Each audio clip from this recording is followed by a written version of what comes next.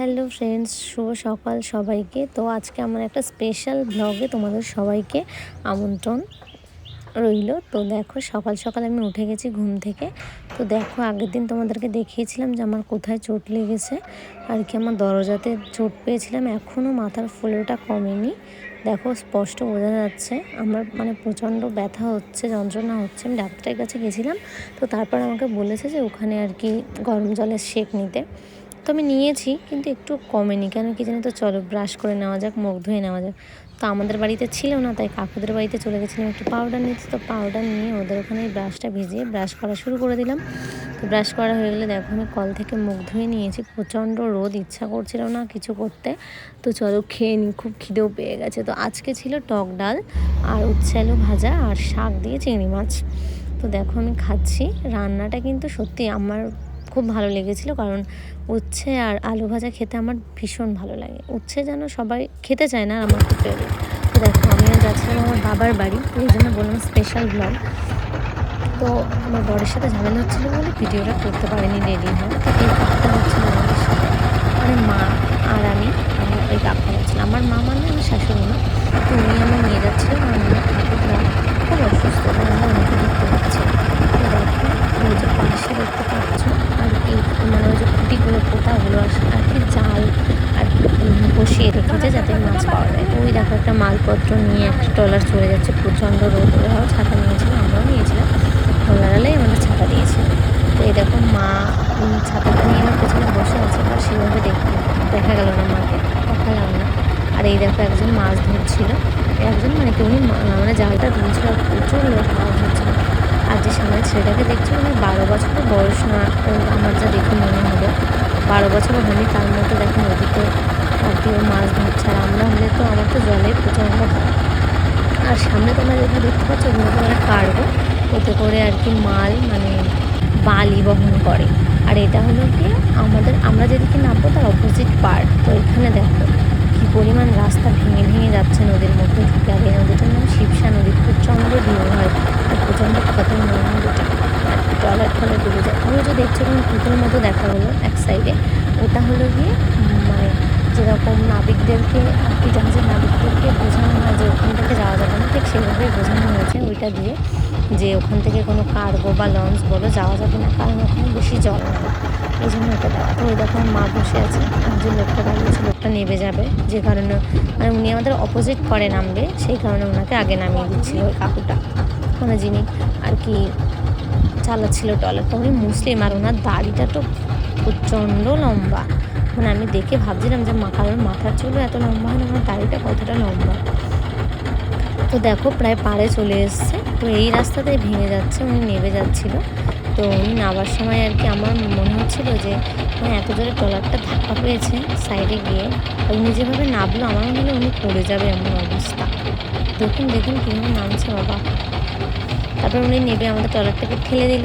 তো আমরা যেহেতু অপোজিট পাড়ে নামবো, উনি গেছিলো মাছ বিক্রি করতে, কারণ এখানে সবারই তো ভিড়ের আর কি ব্যবসা, ভিড়ের মাছ ছাড়ে গিয়ে তারপর সেই মাছ তুলে আবার বাজারে বিক্রি করে। তো উনি যাচ্ছিলো, তাই না দেখো কত সুন্দর হাঁস চলে বেড়াচ্ছে। এই নদীতে প্রচুর বড় বড় কুমির তো আমাকেও আছে সরি। তো দেখো যে একটা বাচ্চা জলের ধারে খেলা করছে, আর আবার আমাকে টাকা দিচ্ছিল। ভাবা যায় বাচ্চা জলকে ভয় পাচ্ছে না, যেহেতু সে জলের ধারেই থাকে সবসময়। তো এই যে ভাঙা ব্লকগুলো দেওয়া দেখছো, আগে রাস্তাটা এখান থেকে ছিল, সেখান থেকে ঘুরে অত দূর দেখো ভেঙে ঢুকে গেছে। কারণ নদী সবসময় একটা পুরো সবসময় ভাঙতেই থাকে। এটা আমি বইয়েতেও পড়েছি, আর সিরিয়াসলি এবার চোখেও দেখে নিলাম। তো আমরা নামবো সামনে অপোজিট পাড়ে, যেটা এখন দেখা যাচ্ছে দেখছো, এরকম মা ছাতা ধরে নিয়ে বসে আছে, আমি বসে আছি। তো দেখো আমরা চলে এসেছি এবারে। মা উঠছে, ব্যাগ ঠ্যাগ নিচ্ছিল, আর আমি উঠে গেছি, কারণ আমার আর কি নদীতে প্রচণ্ড ভয় লাগে। আমার এইটাই মনে হচ্ছিলো আমি কখন নামবো। তারপরে দেখো মাথার ফুলোটা এখন স্পষ্ট বোঝা যাচ্ছে। আর এখান থেকে এই ভ্যান ছাড়া আর কিছুই পাওয়া যায় না। তো ভ্যানে উঠে পড়লাম আমি, আমার একটা জেঠু ছিল, উনিও যাচ্ছিল, আর মা।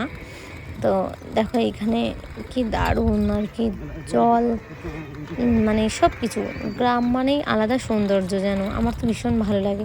সামনে ওই গরুগুলোকে দেখো, কত গরু।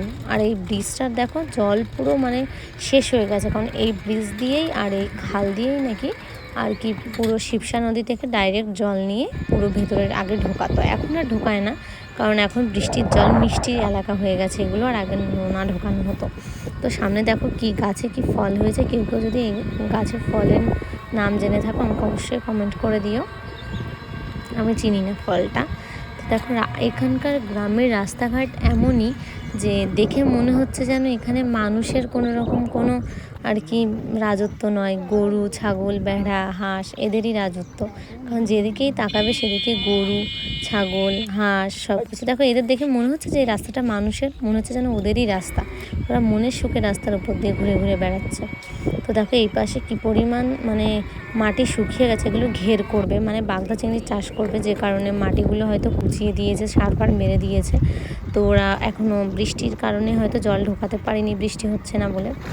তো দেখো কী অবস্থা, একদিকে আবার দেখো এই জমিটাতে কিন্তু জল দিয়ে মাছের চাষ করা শুরু করে দিয়েছে, আর ওদিকে যেটা তোমাদের দেখালাম ওটাতে কিন্তু পুরো এখনও মাটি শুকনো, মানে কখন যে কোন এসে জল তুলে দিচ্ছে বা জল তুলে নিচ্ছে বোঝা যাচ্ছে না। এদিকে দেখো সামনের ব্রিজটা, আমি যখন ছোট্ট ছিলাম তখন যখন এসেছিলাম তখন দেখেছিলাম ব্রিজটা অনেক ভালো ছিল। এবার আমার বয়স হলো এই 19 বছর, তাহলে ব্রিজটা আর কত ভালো থাকবে, ভেঙে ভেঙে সব নিচে পড়ে যাচ্ছে। তো দেখো এখানে ডালপালা দিয়ে দিয়েছে কেন জানো, এই এর ভেতরে যাতে কেউ আর কি মাছ খ্যাবলা মেরে চুরি করে না নিয়ে যেতে পারে। তো একটু আগে একটা বাইক দেখাগুলো দেখলে, ওটাই একটাই বাইক আমি দেখেছিলাম। এখানে দেখো একজনরা আর কি নিজেদের পুকুর সেচ ছিল মাছ ধরবে বলে। আর এই যে গাছগুলো কাঁটা কাঁটা ঝাপানো ঝাপানো, এই গাছগুলো যদি কেউ জেনে থাকো না আমাকে একটু বলো প্লিজ, কী গাছ আমি এটা নিজেই বুঝতে পারলাম না। আর এই গরমে আমরাই টিকতে পারছিলাম না, আর সেখানে গরু ছাগল ভেড়া এরা কীভাবে টিকবে, এটাই হলো বড় কথা।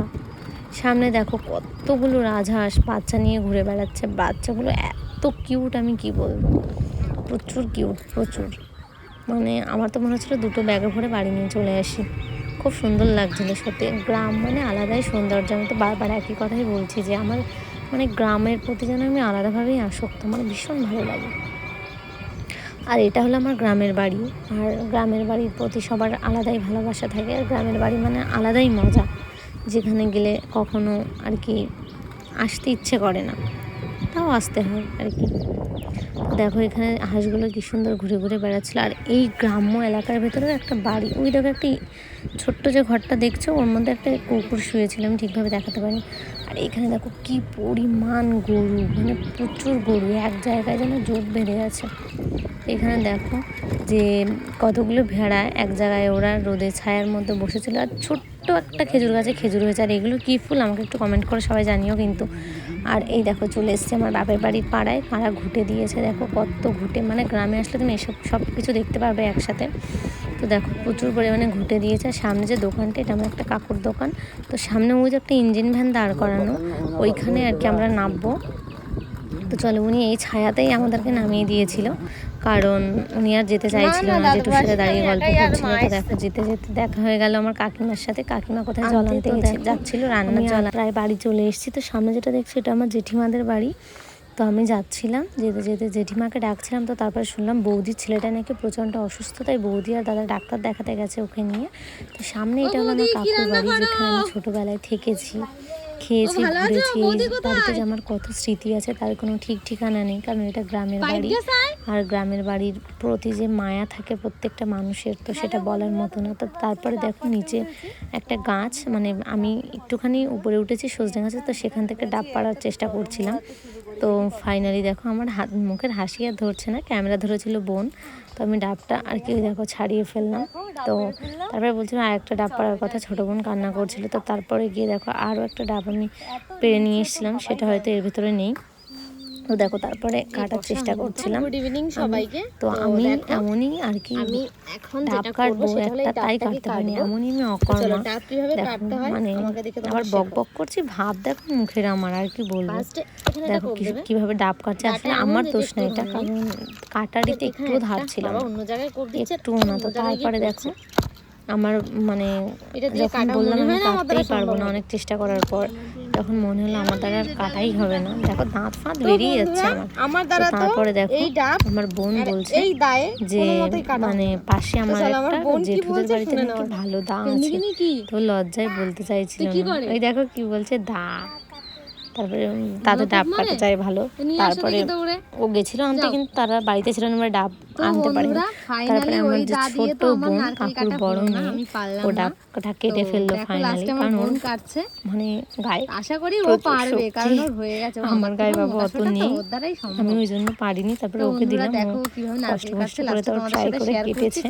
নারকেল হলো না আদতে ডাব হলো, ও যখন কাটছে আমার তো মনে হচ্ছে ওর হাতে না লাগে। তো চলো এর ভিতরে কেমন দেখো ও ফাইনালি ও পুরো ছাল ছাড়িয়ে ও পুরো ডাবের ভেতরে আর কিছু ডাব ছিল না, হালকা নারকেল হয়ে গেছিল, আমার হাতে দিয়ে দিয়েছিল।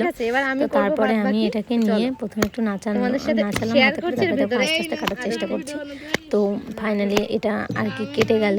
কেটে যাওয়ার পরে দেখো আমার গ্লাস ছিল, একটা গ্লাসের ভেতরে আমার বোন নিয়ে এসেছিলো জল খাবে বলে।